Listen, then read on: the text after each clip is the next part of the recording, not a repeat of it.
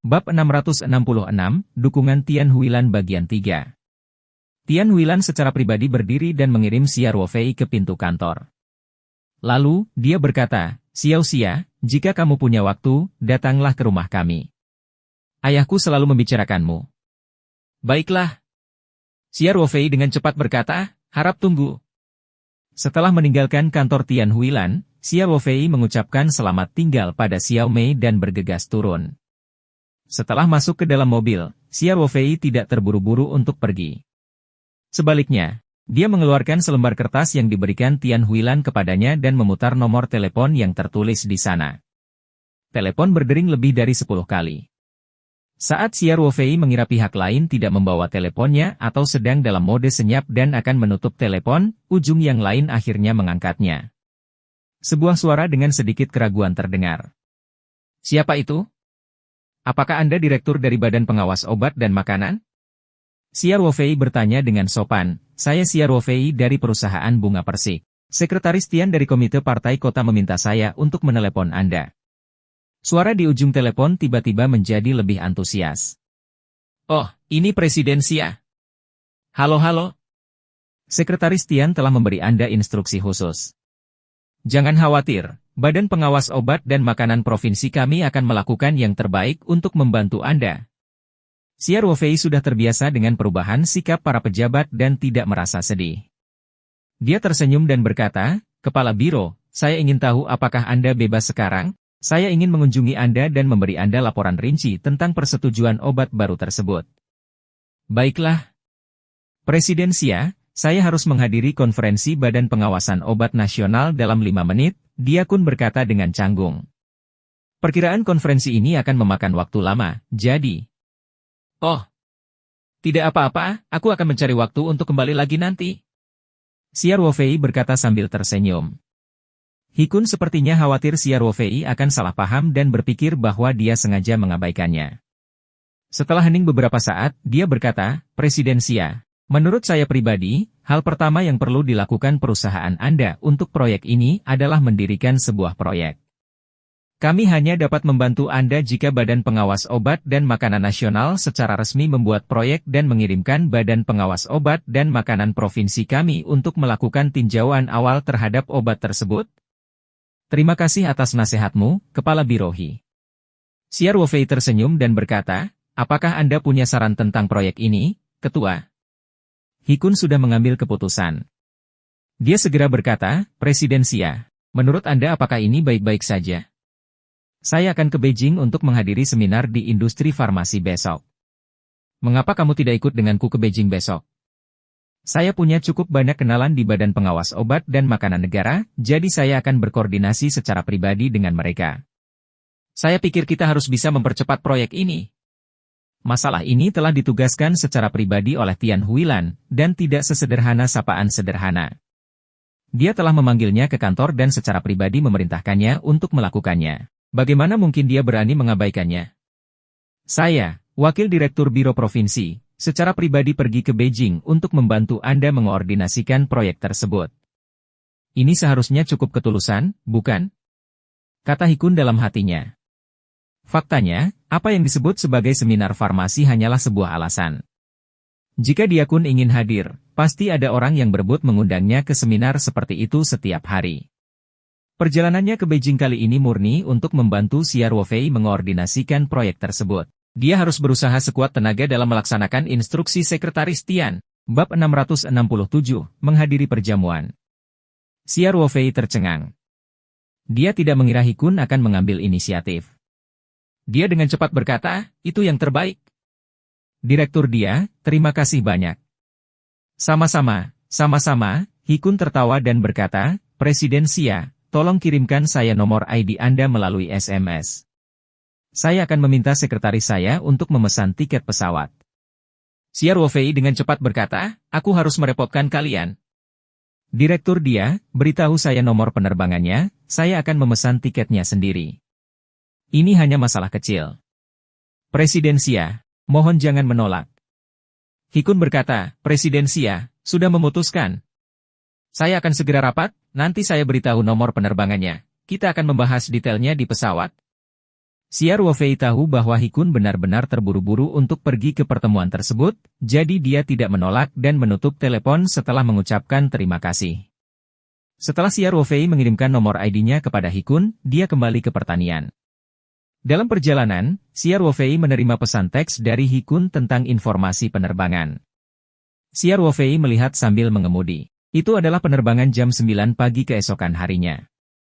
Hari sudah siang ketika mereka tiba di ibu kota. Xiao Ruofei juga memperhatikan bahwa Hikun telah meminta sekretarisnya untuk memesan kelas bisnis. Bisakah wakil kepala departemen bepergian dengan kelas bisnis? Xiao Ruofei tertawa dan menggelengkan kepalanya. Namun, masih ada jalan bagi naga dan udang. Dia bahkan sudah mengurus tiket pesawatnya. Tentu saja, ada tempat untuk melunasi biayanya.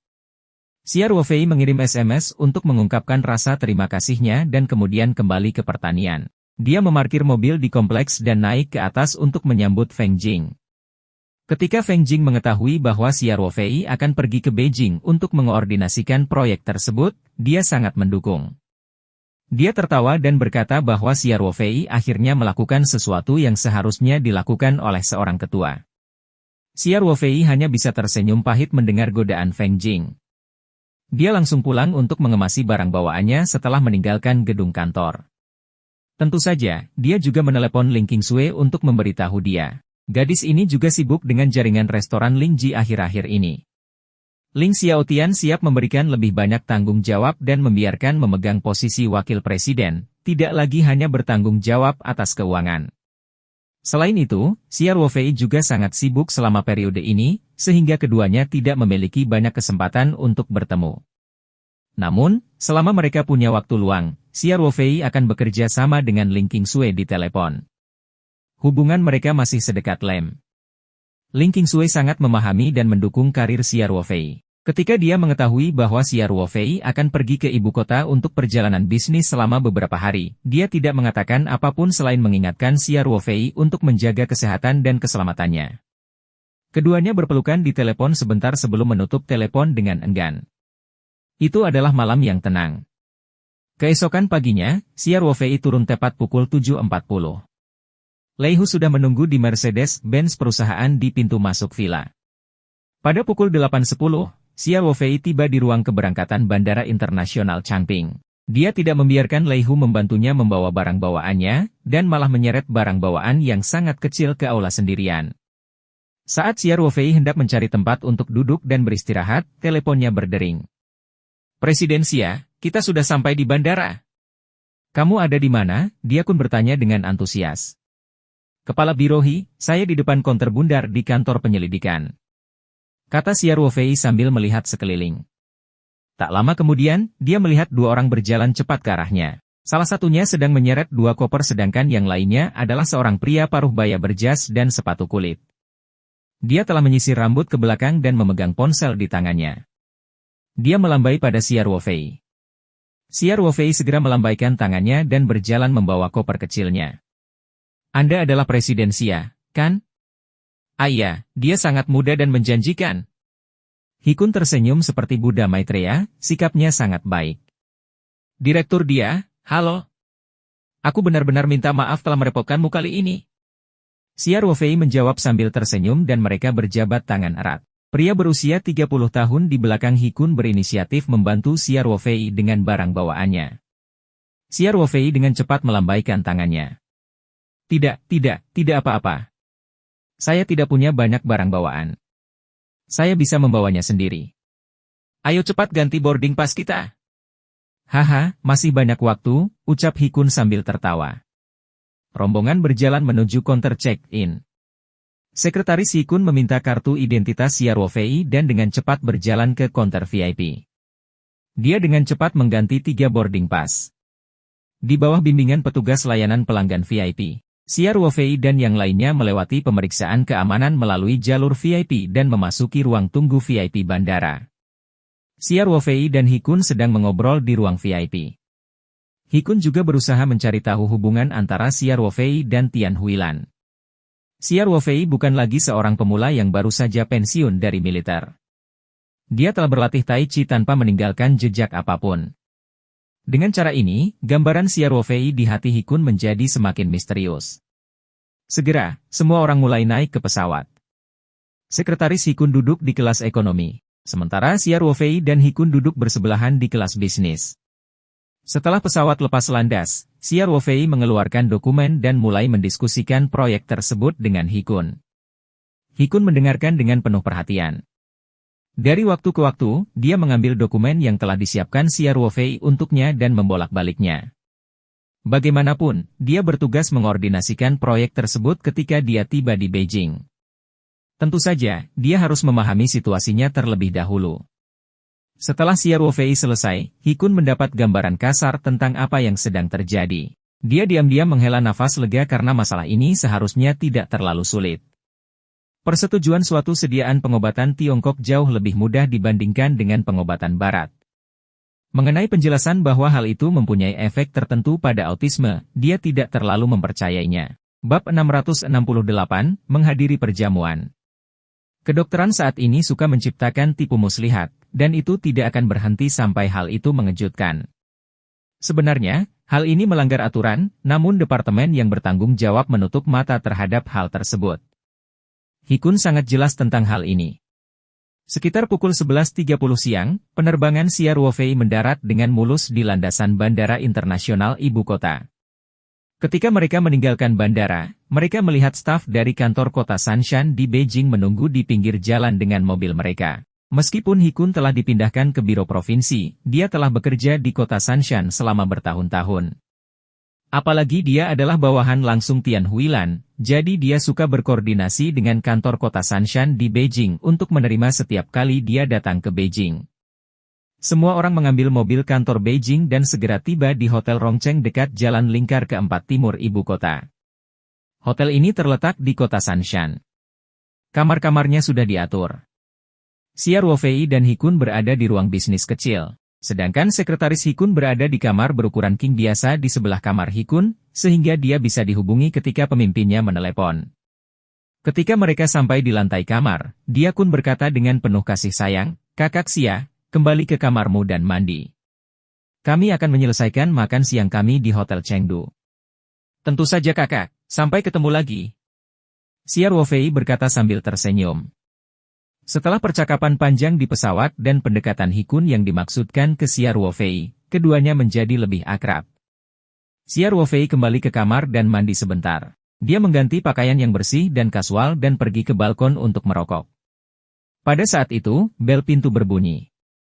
Sekretaris Hikun datang untuk mengundang Xia Ruofei makan siang. Sore harinya, dia pun memesan banyak makanan khas Beijing di sebuah kamar kecil di lantai 2 Hotel Chengdu. Yang mengejutkan Xia Ruofei, mereka menikmati 8 dewa mabuk untuk makan siang. Terlebih lagi, white wine 3 bulan itulah yang baru saja diluncurkan di pasaran. Tampaknya anggur 8 dewa mabuk juga telah memasuki pemandangan kantor 3 gunung di ibu kota, dan digunakan sebagai anggur khusus Provinsi Tenggara untuk menerima tamu.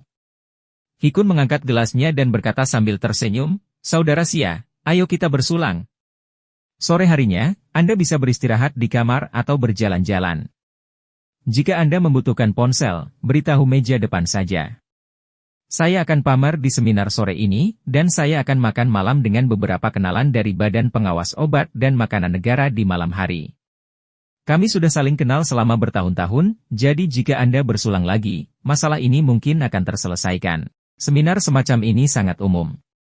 Sebagai wakil direktur biro provinsi, Hikun sudah sangat hormat untuk hadir. Oleh karena itu, dia hanya akan menunjukkan wajahnya pada pertemuan pembukaan dan pasti tidak akan berpartisipasi dalam diskusi kelompok dan pertukaran setelahnya. Bagaimanapun, tujuan utama perjalanan ke ibu kota ini adalah untuk membantu Xia Ruofei. "Baiklah, saudaraku, aku serahkan padamu," kata Xia Ruofei sambil tersenyum. Saat dia ada seminar yang harus dihadiri pada sore hari, mereka tidak minum terlalu banyak dan hanya minum sedikit. Segera, makan siang selesai dan Xia Ruofei kembali ke kamarnya di lantai atas. Meskipun dia belum mengunjungi kota terlarang atau tembok besar Tiongkok, dia tidak berminat untuk berjalan-jalan karena dia belum menyelesaikan urusannya. Lagi pula, dia hanya punya waktu 1 sore. Dengan kondisi lalu lintas di ibu kota, dia mungkin tidak akan bisa kemana-mana. Setelah Xia Ruofei kembali ke kamarnya, dia mengeluarkan ponselnya dan menelepon Sue Jinshan. Presiden Xia, Anda sudah tiba di Beijing. Suara Sue Jinshan membawa sedikit kegembiraan. Xia Ruofei telah memberitahu Sue Jinshan kemarin bahwa dia secara pribadi akan pergi ke Beijing untuk mengoordinasikan proyek tersebut. Kanayama, apa perkembangannya sekarang? Xia Ruofei bertanya, apakah kamu sudah menyerahkan materinya? Presiden Xia, terlalu sulit untuk masuk ke Kementerian Nasional, Sue Jinshan tersenyum pahit. Kami telah berada di sini selama beberapa hari dan akhirnya menyerahkan materi lamaran ke Divisi Pendaftaran Farmasi dan Kosmetik setelah banyak upaya. Namun kami sudah beberapa kali ke divisi tersebut dan katanya belum diterima. Kami tidak tahu berapa lama waktu yang dibutuhkan. Sue Jinshan juga merasa sangat tertekan. Dia secara pribadi telah menyaksikan efek dari sup yang menyehatkan jantung, dan itu jelas merupakan berkah bagi sebagian besar penderita autisme. Jika bisa diproduksi massal secepatnya, bisa dikatakan memiliki perubahan revolusioner dalam pengobatan autisme. Namun, tidak ada jalan lain. Bagi Kementerian Nasional, hal ini mungkin merupakan masalah besar di mata Anda, namun tidak berarti bagi mereka. Jika mereka benar-benar mengikuti jumlah hari kerja yang ditentukan untuk setiap segmen, akan memakan waktu lama sebelum mereka dapat menyetujui produksi dan menjualnya ke pasar. Xia Ruofei berkata dengan acuh tak acuh, Kanayama, hal-hal baik membutuhkan lebih banyak waktu. Jangan khawatir. Bagaimana kalau begini, Kepala Biro dari Biro Provinsi mengadakan jamuan makan malam untuk kawan-kawan dari Badan Pengawas Obat dan Makanan Negara malam ini. Kalian harus ikut. Ada baiknya juga untuk mengenal lebih banyak orang dan mengoordinasikan persetujuan di masa mendatang. CEO Xia, Anda punya cara. Sue Jinshan berkata dengan penuh semangat, Ketua Xia. Alangkah baiknya jika kita dapat menemukan seseorang yang kita kenal di Badan Pengawas Obat dan Makanan Negara. Aku akan meneleponmu setelah aku memutuskan tempatnya. Kalian berdua bisa naik taksi ke sana bersama-sama, kata Xia Ruofei sambil tersenyum. Baiklah. Sue Jinshan dengan cepat berkata. Setelah Xia Ruofei menutup telepon, dia berpikir sejenak dan mengirimi Hikun pesan teks, memberitahunya bahwa beberapa karyawan perusahaannya yang bertanggung jawab atas proyek ini akan menghadiri makan malam. Hikun, yang sedang mengikuti seminar, mengirim pesan teks kepada Xia Ruofei setelah setengah jam. Hikun tentu saja tidak keberatan jika lebih banyak orang hadir. Hikun bahkan mengirimkan lokasi perjamuan ke Xia Ruofei terlebih dahulu. Xia Ruofei melihatnya dan melihat bahwa itu berada di sebuah gang dekat Hotel Rongcheng. Itu disebut dapur pribadi kerajaan. Oleh karena itu, Xia Ruofei dengan santai meneruskan lokasi dan nomor kamar ke Sue Jinshan.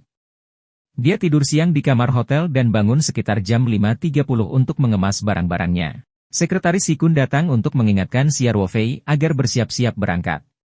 Kelompok tersebut naik minivan Buick dari kantor Beijing dan berbelok beberapa kali di gang-gang terdekat.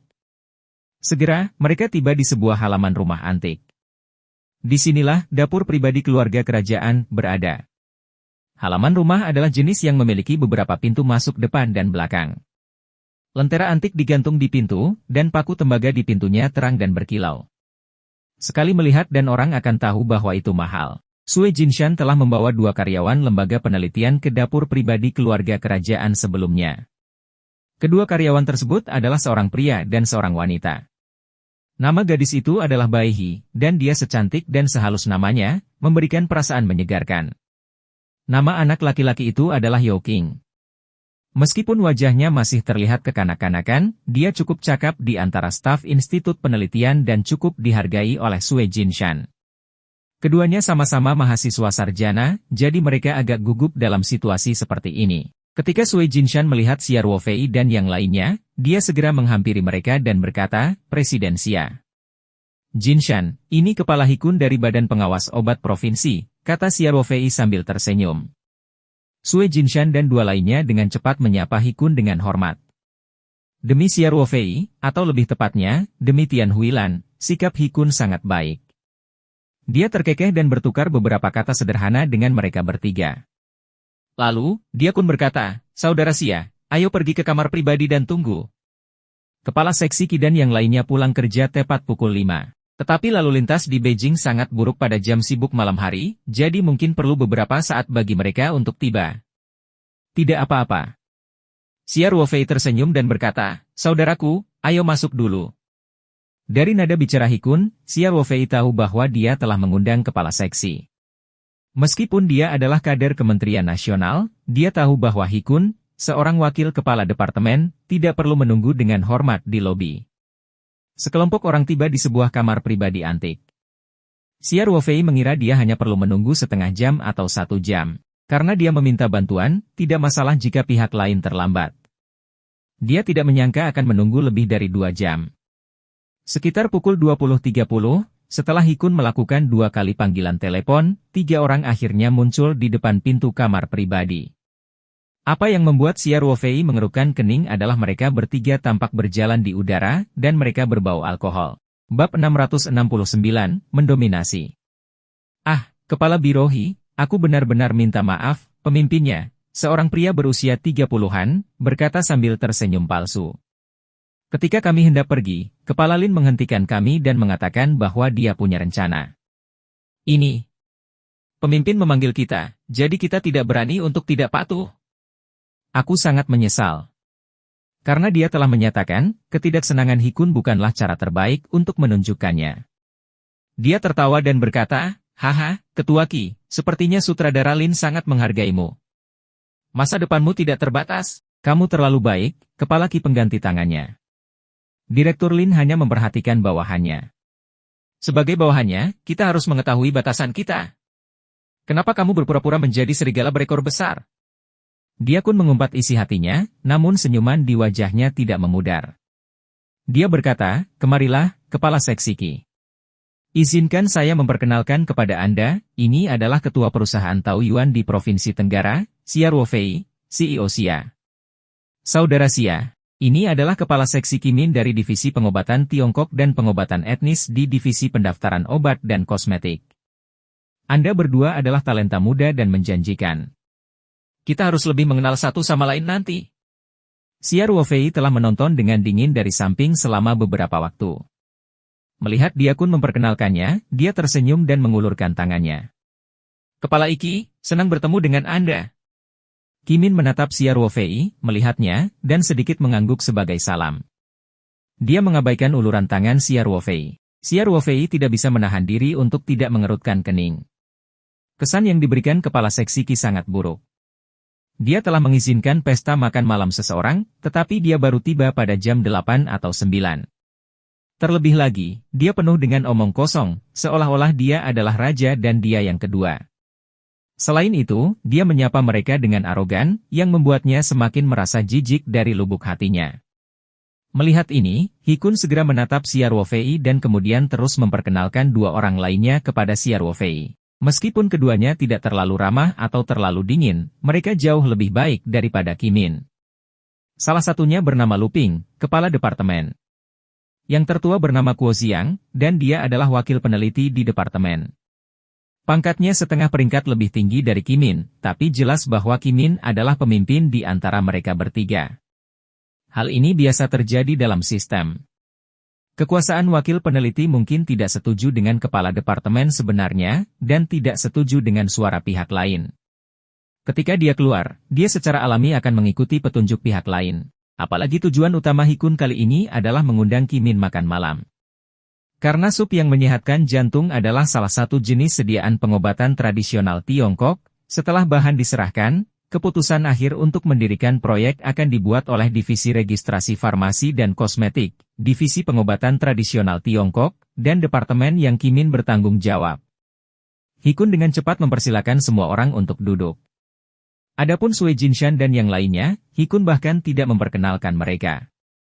Namun, tatapan Kimin menyapu Baihi, dan dia tidak bisa menahan diri untuk tidak melirik lagi. Cahaya aneh muncul di matanya. Xia Ruofei tidak bisa menahan cemberut saat melihat ini. Hikun mengangkat gelasnya dan berkata, ayo, Ketua Qi, para pemimpin, mari kita minum bersama. Sudah takdir kita bisa bertemu di ibu kota.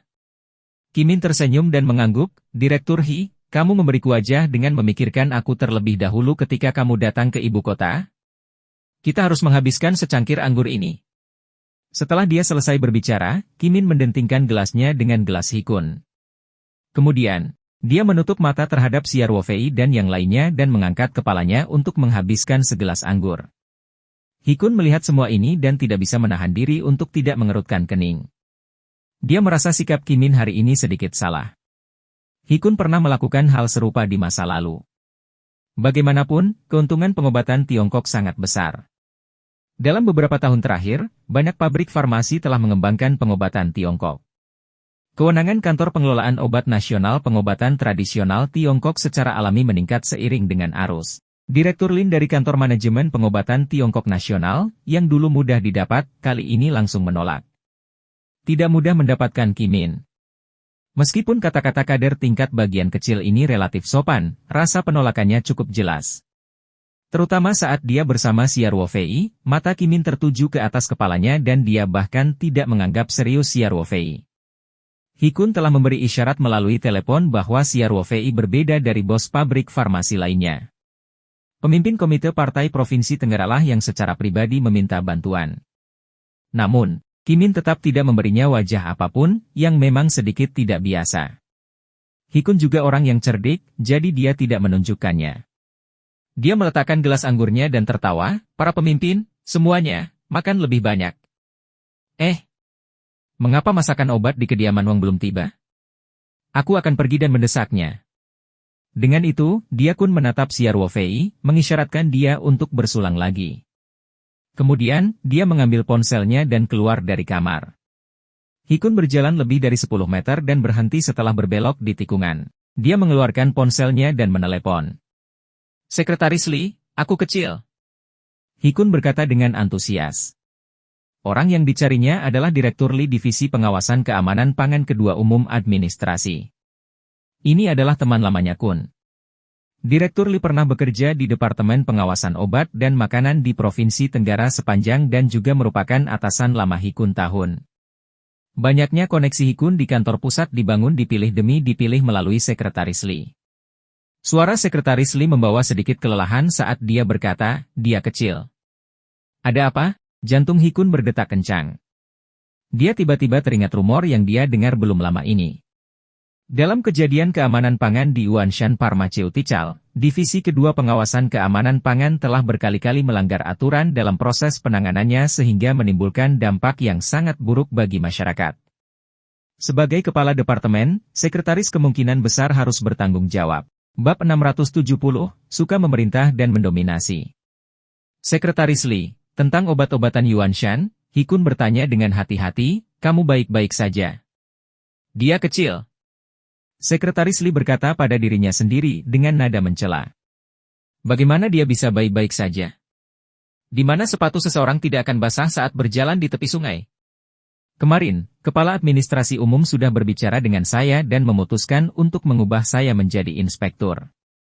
Hikun mau tidak mau menampar keningnya.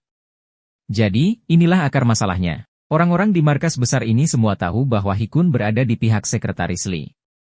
Kini Sekretaris Li telah ditangani dan diubah ke posisi non-pemimpin, bahkan sikap orang-orang ini terhadap Hikun pun berubah 180 derajat. Terkadang, semakin besar mekanismenya, sifat manusia dan dunia akan semakin dingin. Sekretaris Li, mengapa masalah ini begitu serius? Hikun tidak tahu bagaimana menghibur Sekretaris Li. Sekretaris Li menertawakan dirinya sendiri dan berkata, seseorang menggunakan ini sebagai alasan. Orang tua ini menghalangi jalan orang lain. Ini memaksaku untuk memberi jalan bagi mereka. Hikun menghela nafas panjang. Oh benar, Xiaohi, apakah ada sesuatu yang kamu butuhkan dariku? Tanya Sekretaris Li. Hikun tidak tahu harus berkata apa dan hanya bisa tergagap, tidak apa-apa, pemimpin tua. Saya kebetulan berada di Beijing hari ini untuk menghadiri seminar. Bagaimana kalau begini, saya akan meluangkan waktu untuk mengunjungi Anda besok. Terkadang, yang bisa diandalkan hanyalah kami, kakak-kakak. Sekretaris Li berkata dengan emosional. Xiaohi, aku menghargai niat baikmu, tapi kamu tidak perlu datang. Jangan sampai hal itu berdampak buruk padamu. Itu datang, Hikun cepat berkata. Setelah menutup telepon, pikiran Hikun menjadi kacau saat dia berjalan menuju kamar pribadi. Dia menyadari bahwa keadaan kali ini tidak terlihat baik. Koneksi yang selalu dia banggakan telah runtuh dalam semalam, dan kali ini, itu adalah tugas yang diberikan secara pribadi oleh Sekretaris Tian. Jika bos pabrik farmasi yang mempercayakan tugas ini padanya di masa lalu, dia tidak akan bisa menyelesaikannya. Tapi kali ini, dia tidak bisa. Setelah memikirkannya, dia hanya bisa memaksakan dirinya untuk mengordinasikannya. Proyek pengobatan Tiongkok bukanlah masalah besar. Hikun merasa selama dia menurunkan pendiriannya, Kim Min mungkin tidak akan mengabaikannya sepenuhnya. Bagaimanapun, dia harus melewati ini dulu. Adapun bagaimana dia akan meneruskannya ketika dia kembali ke markas untuk diperiksa, dia tidak terlalu memikirkannya untuk saat ini. Dengan mengingat hal ini, Hikun mendorong pintu kamar pribadi dan berjalan masuk sambil tersenyum. Suasana di kamar pribadi agak aneh. Kim Min, Lu Ping, dan Kuo Xiang sedang mengobrol satu sama lain, minum dan bersulang satu sama lain sambil mengabaikan Xia Ruofei dan 3 lainnya. Xia Ruofei tidak bersulang untuk mempermalukan dirinya sendiri. Dia hanya mengerutkan kening dan duduk di kursinya. Perkembangan masalah ini tidak seperti yang dia bayangkan. Begitu Diakun masuk, dia langsung berkata dengan antusias, "Ketua Qi, atas nama akar rumput, saya mengusulkan bersulang untuk Anda. Terima kasih atas dukungan Anda kepada akar rumput. Bagaimana kalau begini, aku akan menghabiskan segelas anggur ini, dan kamu bisa." Kim Min, Lu Ping, dan Kuo Xiang semuanya memasang ekspresi aneh di wajah mereka. Hikun jelas-jelas semakin menurunkan posisinya setelah keluar beberapa saat. Kim Min tertawa dan berkata, "Kepala Biro, kamu terlalu baik. Andalah pemimpinnya, kamilah yang seharusnya menghormati Anda." Meskipun dia mengatakan itu, Kim Min hanya bersikap sopan dengan mulutnya. Dia mengambil tanggung jawab dan mendentingkan gelasnya dengan gelas Hikun. Kemudian, dia benar-benar menyesapnya sedikit dan tidak menghabiskannya sekaligus. Ekspresi Hikun membeku sesaat. Kemudian, dia terkekeh dan menghabiskan anggur putih di gelasnya. Dia bahkan dengan sopan menunjukkan bagian bawah gelas itu kepada Kim Min. Xia Ruofei, yang berdiri di samping, tidak dapat memahami situasinya. Apa yang dia lakukan? Apakah semua pejabat di Kementerian Luar Negeri begitu mengesankan? Kader tingkat seksi sedang terburu-buru untuk mengudara di depan wakil-wakil Direktur Badan Pengawas Obat dan Makanan setempat. Kim Min sudah minum sebelum dia datang, jadi wajahnya bersinar sehat. Dia mengambil beberapa makanan dengan sumpitnya dan memasukkannya ke dalam mulutnya. Sambil mengunyah, dia berkata, "Kepala Biro, Presiden perusahaan farmasi yang Anda bawa ke sini hari ini tampaknya sangat sombong. Aku sudah berada di sini selama setengah hari, tapi aku belum melihatnya bersulang. Apakah kamu masih ingin menyelesaikan sesuatu?" "Presiden Xia, ayo, bersulang untuk kepala seksi Qi," katanya cepat. Mendengar ini, Xia Ruofei tanpa daya mengambil gelasnya dan berdiri. Lu Ping dan Kuo Xiang memandang Xia Ruofei dengan penuh minat. Xia Ruofei tidak tahu apa yang sedang terjadi. Dia memegang gelas anggurnya dan berjalan di depan Kim Min. Kim Min tidak mengatakan sepatah kata pun pada awalnya, tetapi ketika Xia Ruofei berjalan di depannya, dia tiba-tiba melambaikan tangannya dan berkata, "Lupakan saja, aku tidak suka minum dengan laki-laki." Xia Ruofei segera mengerutkan kening. Bukankah dia sengaja mempermalukannya? Jika Anda tidak mau minum, mengapa Anda menyarankannya? Tiba-tiba mengatakan sesuatu seperti ini ketika orang lain sedang memegang segelas anggur di depan Anda. Ini juga mendominasi sampai batas tertentu. Saat ini, Kepala Staf, Lu Ping, berkata sambil tersenyum, "Presiden Xia, apakah Anda tidak mengerti apa yang ingin dikatakan oleh Kepala Qi? Dapatkan kecantikan kecil ini dari perusahaan Anda untuk datang dan melamar bersulang." Xia Ruofei mengerutkan kening, tetapi sebelum dia dapat berbicara, dia pun berkata, "Xiao Bai, karena Ketua Qi memanggilmu, datanglah dan bersulang." Xia Ruofei ingin mengatakan sesuatu tetapi berhenti. Namun, karena dia pun sudah berbicara, tidak baik baginya untuk menolaknya. Lagi pula, dia pun sudah menurunkan pendiriannya demi dirinya. Meskipun Xia Ruofei tidak tahu kenapa bisa seperti ini, dia tahu pasti ada yang tidak beres. Selain itu, saling bersulang di meja adalah hal yang normal. Xia Ruofei tidak perlu melampiaskan amarahnya pada Hikun. Wajah cantik Bai He sedikit memerah. Dia berdiri dengan sedikit gugup dan membawa cangkir itu ke Kim Min. Dia berkata dengan lembut, "Kepala Iki, izinkan saya bersulang untuk Anda. Tolong urus proyek obat baru perusahaan kami." Kim Min dengan santai bersandar di kursinya dan berkata, "Kata yang bagus, kata yang bagus. Mari kita lihat bagaimana kecantikannya tampil." Bai He ragu-ragu sejenak. Kepala Seksi Qi, saya tidak bisa menahan minuman keras saya dengan baik. Mengapa saya tidak menghabiskan segelas anggur ini? Kamu bisa melakukan apapun yang kamu mau. Kim Min tertawa dan berkata, aku tidak pernah santai saat minum dengan wanita cantik. Tapi karena kamu tidak bisa minum, ayo lakukan yang lain. Mata Lu Ping berbinar dan dia tersenyum. Kepala Seksi Qi, kamu di sini untuk menikmati minuman dengan gadis cantik ini, kan? Wakil peneliti Kuo Xiang juga bertepuk tangan dan memuji, ini saran yang bagus. Kepala Seksi Qi adalah pria paling tampan di Departemen Pengobatan Tradisional Tiongkok kami. Sungguh luar biasa bagi pria tampan dan wanita cantik untuk saling bersilangan cangkir dan minum. Melihat ini, mata Xia Ruofei tidak bisa menahan kilatan tajam. Dia akhirnya tidak tahan lagi. Bai He adalah seorang mahasiswa sarjana yang baru saja keluar dari kampus universitas. Dia belum pernah melihat pemandangan seperti itu sebelumnya. Dia bingung, dan sedikit kepanikan muncul di matanya. Lu Ping masih dengan bangga berkata, sepertinya wanita cantik tidak tahu cara minum anggur silang. Kepala Seksi, mengapa Anda tidak membiarkan Presiden Xia dan stafnya memberikan demonstrasi kepada wanita cantik itu? Menurutku tidak apa-apa. Kim Min tertawa sambil melirik Xia Ruofei. He Kun melihat ekspresi Xia Ruofei semakin jelek. Dia buru-buru menatapnya, memintanya untuk bersabar. Namun, Xia Ruofei bukanlah seseorang yang mau menelan amarahnya.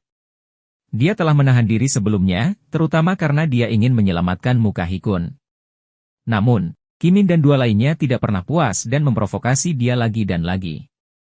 Xia Ruofei sudah lama kehilangan kesabarannya. Cukup, teriak Xia Ruofei. Kemudian, dia melemparkan gelas di tangannya ke tanah, menimbulkan suara kaca pecah. Mata Xia Ruofei memancarkan kilatan dingin saat dia menatap Kim Min. Aura pembunuh di matanya membuat Kim Min menggigil. Kim Min menekan rasa takut yang datang dari lubuk hatinya dan berkata dengan tegas, Kepala Biro He, apa maksud temanmu dengan ini? Mereka bahkan tidak bisa menerima lelucon kecil dan masih ingin saya bekerja untuk mereka?